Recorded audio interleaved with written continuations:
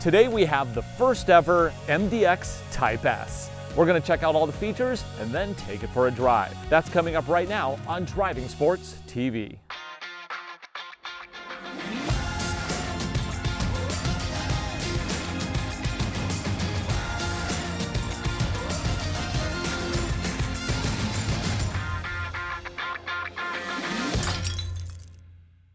Last year we had our first drive in the 4th generation Acura MDX, and even at the time we knew a Type-S was coming. Well, it's finally here. Now, to make this Type-S something special, Acura has actually redone a number of key features here. The engine is a 3-liter V6 with a twin-scroll turbo. It has airlift suspension. That's a first for an Acura. They've also moved the battery to the back for better weight distribution. The drive modes have been modified for greater differentiation between the different settings, and that's just the beginning. So let's check out all the features and then we're going to take it for a drive. The model we're testing today is a Type-S Advanced. It comes with a lot of standard features. Prices you see it here, $72,050 US before destination and delivery. Under the hood is a new 3-liter turbocharged V6. It puts out 355 horsepower, 354 pound-feet of torque. It is connected to a 10-speed automatic transmission, and it powers all 4 wheels with Acura's super handling all-wheel drive system. EPA rates this setup at 17 miles to the gallon in the city and 21 on the highway. So there is no spare tire, and what they have wrapped around these 21-inch wheels are Continental cross-contact RXs. This is a self-sealing tire, in that if you get a puncture, and even if you pull it out, it will fix itself. Of course, that doesn't help with all punctures, but it should help with day-to-day issues.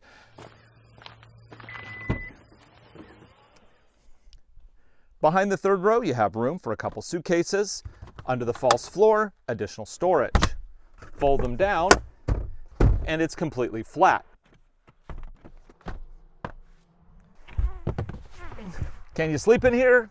Let's see. Oh, it's not too bad. And with the panorama roof, you can even watch the stars. You also get a 180 watt max 12-volt power socket.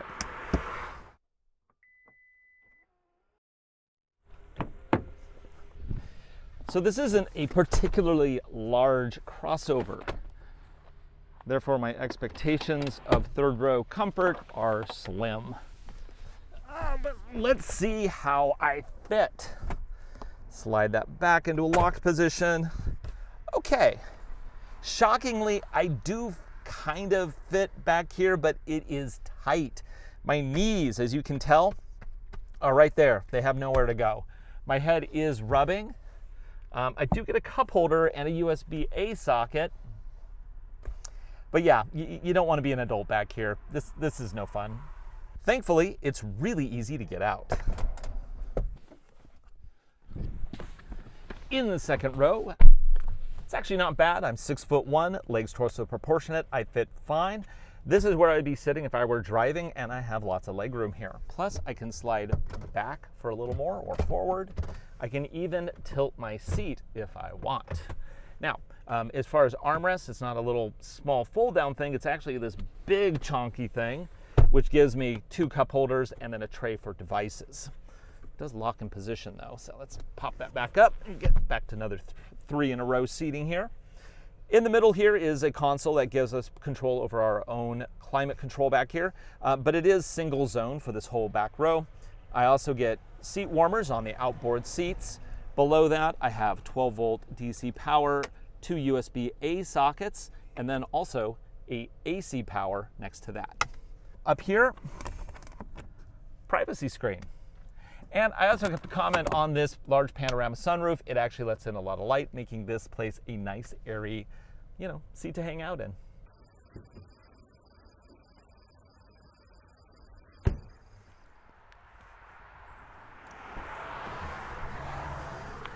Okay, let's check out this inside. Well, this is actually pretty nice. It's powered up. Oh, so the gauge cluster is a large digital display, and it is gorgeous. The colors are nice, the design is great. I get to control everything on the right side with a little dial over here, which is cool. I can check out everything from trip computer to maintenance to tire pressures to the super handling all-wheel drive to the G meter, etc., etc. Oh, I also have full control over my active safety stuff there as well.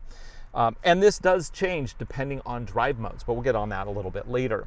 Now here we have a steering wheel that is exclusive to the Type-S. It's really sporty, the leather is gorgeous, and the fit in the hand is just, this is a great steering wheel, it really is. Has really clicky paddles to control the 10-speed automatic transmission, and just overall this is a nice place to be. So let's talk about these seats. They have tons of controls. I can go forward, back, I hit a little lever back here, and I can control everything from lumbar to side bolsters, even the lower leg support down here. And further, because this is the advanced package, it is both cooled and heated and also features massage. That's right, this is the first Acura with massage seats, and they have lots of great features, a lot of great options, and it will massage both your back and your bum.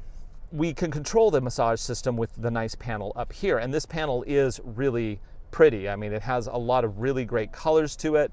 The resolution is high resolution, and you will note it does come with navigation. Let's go ahead and click on that. Find the nearest Starbucks, keyword. Please make a selection. There we go, pretty quick. Okay, that's good. Starting route to Starbucks. Let's go ahead and cancel. We don't need to do that. Boom. And let me talk about this touchpad for just a brief moment. I've talked about this in the RDX and MDX reviews, the standard MDX. I actually do like this system, and it's way better than the Lexus system, because Lexus uses it as a trackpad with a cursor. This one actually uses relative position. If I want to click Apple CarPlay right there, I don't have to mouse over to it. I just hit the relative position on the pad and it launches it immediately. That is how systems like this should work. It's very nice. Now, unfortunately, the relative positioning does not work in Apple CarPlay because Apple does not support it. It's up to Apple to allow the hooks for the programmers to add that, and they do not have that available. So unfortunately with CarPlay, it becomes more of a cursor swipey kind of condition, but it actually works okay. And you can also, of course, use Siri to switch to maps. Boom, maps, super easy. So moving on down, we have dual zone climate control with actual physical switches, which I like. And then we, of course, have Acura's 10-speed automatic transmission with the push-button controls. Again, I like these, and it's not, I don't always go for the button interface for a transmission, but I like the Acura one because you have very specific strokes for each button. It's not like a PRND where everything is a push-button like Ford does. Don't like that, but I do like this one. Now, the most important thing in this car is actually this knob right here, which is the dynamics control. This switches between all the different dynamics programs, and the programs will change a number of things, from how the all-wheel drive system responds to the steering feel to the air suspension. Also, this has adaptive dampers, which is nice to have in an Acura. The standard MDX, it sounds like it has adaptive dampers, but it actually doesn't. They alter the all-wheel drive system to perform differently, yet they show it as being suspension in the interface. It's weird and it's a little deceptive, and that's not actually what's happening in the standard MDX. But on this one, it actually does have proper adaptive dampers. So we have a number of different things. And now the standard MDX had dynamic system controls as well. But this one, what they've done is they've moved them further apart so that sport in this vehicle is actually more extreme than sport in the standard MDX. But this goes one more by not just having sport, it also has Sport Plus, which is almost like a track mode. And then on the other end of the spectrum, you have snow and lift. Snow will optimize the vehicle for snow. Lift will actually lift the vehicle almost 2 inches to give you additional ground clearance. Now, you might think, oh, additional ground clearance, this is going to be great for off-roading.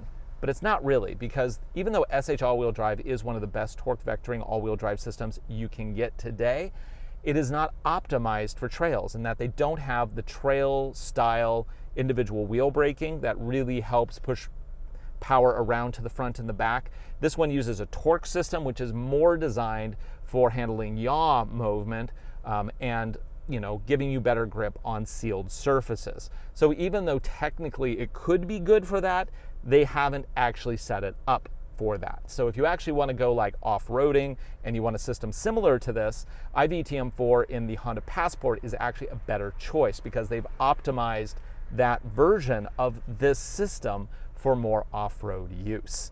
iVTM4 and SH all-wheel drive are very closely related. They're not exactly the same, but they're pretty close for all intents and purposes. Okay, so we've looked at the interface, we've looked at this. I do want to note this also has a heads-up display, which is really nice. It also is loaded with active safety features. We have collision mitigation with pedestrian detection. We have a really good surround view with a rear camera that also has rear cross traffic alerts. It also has guidelines. And then we have blind spot monitoring with the meters on the inside, which is where you want them to be. Okay, we've talked a lot. Now I think it's time to take it for a drive.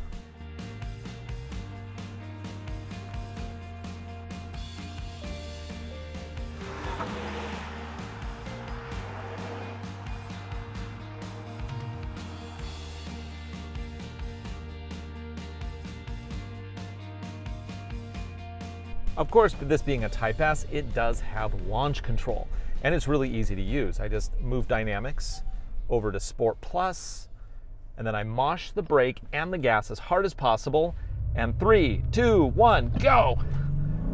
It's quick launch, and 50 and 60. It's pretty good. Not very dramatic though. But one thing that I do notice about this engine is that it has peak horsepower very quickly, or peak torque, and then it just holds it. So it's an even acceleration all the way up through the gears. For the standard MDX, I mean, it's the same 10 AT as far as the number of gears and the final drive ratio and stuff like that. But with the added torque from the Turbo Type-S, we had to make a new torque converter, basically to handle the additional torque and the torque fluctuations that the engine has because of the higher output.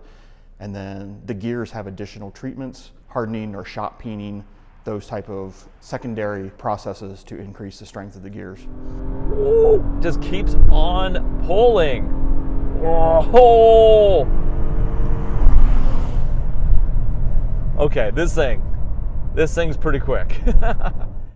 For the integrated dynamics mode settings, we wanted to create some additional separation between the comfort on one end and the Sport Plus on the other. With the addition of the air suspension and the adaptive damper system, that gives us the ability to do that.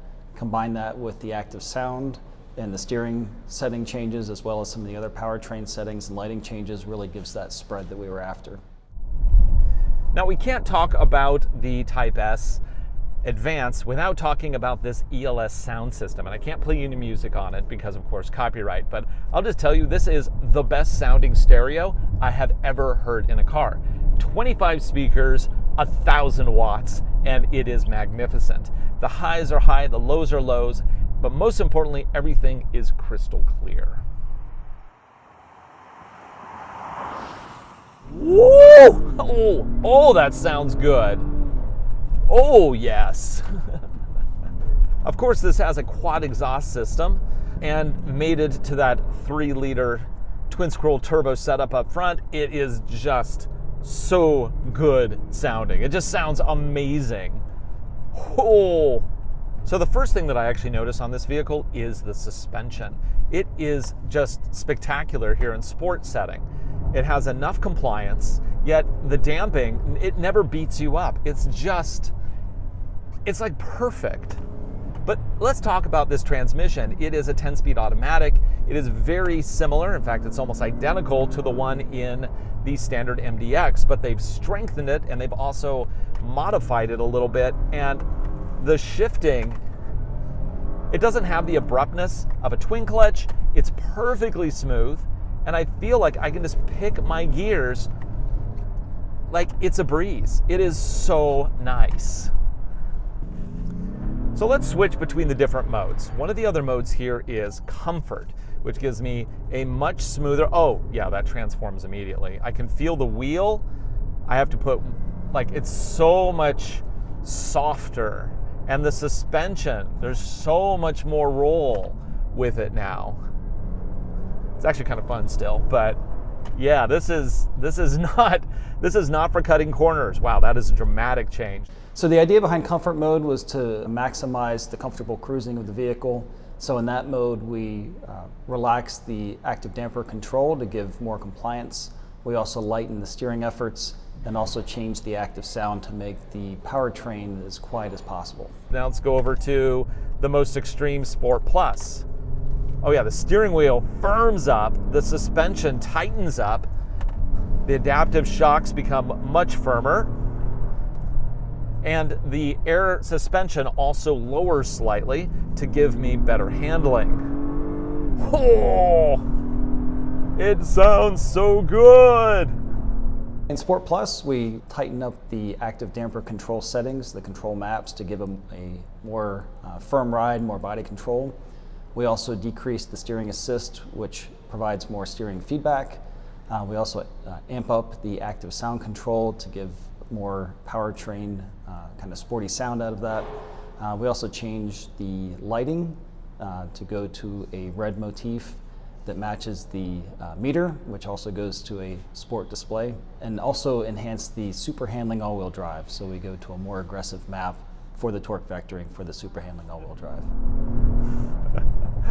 Now, of course, the real star here is the super handling all-wheel drive. This is an all-wheel drive system that'll push up to 70% of total torque to the back wheels, and then it'll take 100% of that torque and apply it to the left or right wheel in the back. It'll also read your steering inputs to push more power to the outside rear wheel, which helps with rotation. It's kind of like a four-wheel steering system, but without all the mechanical requirements of four-wheel steering. To demonstrate, let me go into this little bit of gravel here and floor it. And it slides super easy because it's pushing more power to the outside there. When SH all-wheel drive first arrived, we knew we had larger torque capacities and stuff coming in the future. So for these larger SUVs, that total torque capacity that we can send to the rear and then split between the right and left, it's the common system you see between the RDX and the TLX and MDX. That torque output and the clutch capability and stuff in it was designed for Type S in mind. As you overdrive an outside wheel, you're inducing a yaw moment about the center of the car, right? That's actually helping you as you're giving input from the steering wheel. That rear wheel is actually then pushing the outside of the car, right, to give that line trace. A lot of front-wheel drive cars or all-wheel drive cars tend to push to the outside, right, which is it's not a safe feeling. So now if a driver is giving input to go to the inside and stay in the middle, that torque vectoring is helping you maintain that ideal line. If you're turning more into a corner more aggressively, yeah, then we can get more torque transfer up to 100% to that wheel. So of the 70% we're doing, we can transfer then 100% to that wheel to give you that turn-in performance. It is just telepathic in the way that it handles. It really is. I thought this would be good, but I am just floored with how much fun this vehicle is to drive. Now, in terms of other things, the interior quality is much better than Acuras of the past. The materials are good. They do use a lot of piano black up here, but you will note the piano black's not on any high touch points. All the touch points actually have a matte plastic to them, which I think is a good choice. We have a little wood grain insert here, we got leather, and then we have the plastics down there. Overall, it makes for a really appealing interior. And then, of course, you have this big panorama sunroof. I think for, the price of this vehicle, you're going to compare it against like the Audi Q7 or the GV80 from Genesis. And between those three, I think I'd pick this one. And I'm actually a little surprised that I would say that because the Q7's quite good. The GV80 is amazing, but I like this one better. And really, it's the fact that they really stretched and they went further than what they had to do.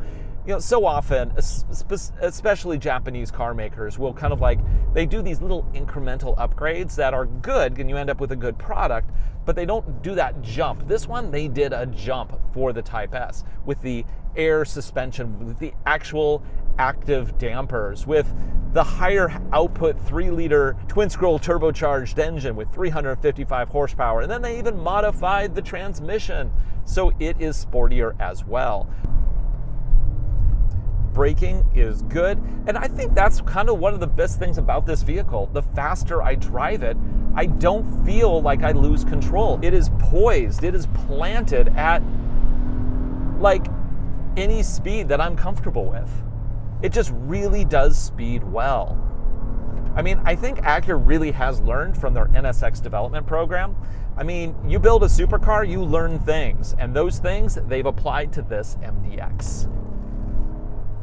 Now, in terms of economy, it's not great, but it's right in there with what you expect in the category. You're looking at a 19 combined city and highway, which, when you're considering 355 horsepower in an all-wheel drive package with a performance-oriented setup, yeah, that's not too bad. Even though this advanced model, which has like seat massagers, does cost slightly over $72,000, you don't have to spend that much to get a Type-S. You see, the Type-S actually starts at $66,700 before delivery and destination, which actually I think is a pretty solid price. I mean, that's right in there with the GV80 and the Audi Q7 and the BMW X5. And this one is more fun to drive. It has a better all-wheel drive system than any of those. That's my opinion. And the tech is great. I mean, there's not a single thing I look at this and say, oh, I wish it had this or that. It's got everything. Now, keep in mind, this is not an off-road oriented vehicle. This is a street-oriented, high-performance, great handling, super fun to drive, three-row crossover. If you actually wanted something that was a little bit more off-road capable, you know, if like say you have to go down trails or you want to go on some more adventures, then obviously something like, you know, the Lexus GX would be a better choice. But isn't choice grand? Because both this and the GX cost about the same, and they're both very, very different approaches to three-row crossovers. Oh yeah, oh, and these tires are actually really grippy, which is kind of amazing because they are a anti-puncture style tire. They have a compound on the inside that will actually close up around punctures. So in theory, you get a puncture, it's not going to put you on the side of the road, and it's not a run flat. A run flat you can drive on until you get to the service station. But run flats are traditionally very hard and not very good in terms of performance. This one seems to be really good. Although I can just imagine how good this thing would be on P0s. I kind of want to do a track day with this on P0s because that would be just hilarious. If you are curious why I don't recommend this vehicle for off-roading and you want to see a more practical example of why that's true, watch our MDX review from last year. I actually do take it on a trail, and you can just see how this system is not optimized for those kind of conditions. And that's okay. There's plenty of other choices of vehicles that are. In terms of economy, this isn't too bad. You're looking at 17 miles to the gallon in the city and 21 on the highway, and a combined 19. Now they get that with cylinder deactivation. It'll deactivate banks of cylinders to give you the best economy when you need it. But the moment you floor it, all cylinders are engaged. It's completely transparent, and it yields slightly better MPGs than you would normally get in a vehicle of this power. I mean, because 355 horsepower, that is not a slouch. So regarding the seats, I've been driving in this car for a couple hours now, and I have to say they are superbly comfortable. Not only is the surface material really nice, but also it just cradles your body in the seat, and you can make it as, as snug or as loose as you want with the controls on the side. It really is a great seat. And that's before you even consider the fact that it's heated, cooled, and has massage units. So this, of course, is equipped with adaptive cruise control. It's very easy to use. Just turn it on, set my pace, and it'll mirror the vehicle in front of me. And furthermore, this also has lane centering. So we detect the car in front of us, it detects lanes, and then I could take my hands off the wheel, although you're not supposed to. Really, I'm just doing this to demonstrate the fact that it is tracking dead center. Now, if I want to close the gap a little bit, I have 4 stages of distance that I can set, and it'll drive accordingly. So if you do want to use this for you know, commuting, it would actually be a good choice. Oh, because furthermore, it also will do stop and go, which I'd like to try out. Okay, we're going to come to a complete stop here using the adaptive cruise control system. My foot is not on the brake. Everybody's stopped at a light up here, and I'm hoping we can come to a complete stop and see what the system does when the vehicles start moving forward. So we're creeping, creeping, creeping, and we're now stopped. Light turned green. Vehicle moves. Oh, I have to hit a button. But if I hit resume, it picks it back up and my foot hasn't touched anything. So, not truly stop and go. It's stop and hit a button and go. 3 miles. Yes, ma'am. We're navigating back to the hotel. So, that's our look at the 2022 Acura MDX Type-S. It is an exciting, very, very cool 3-row crossover.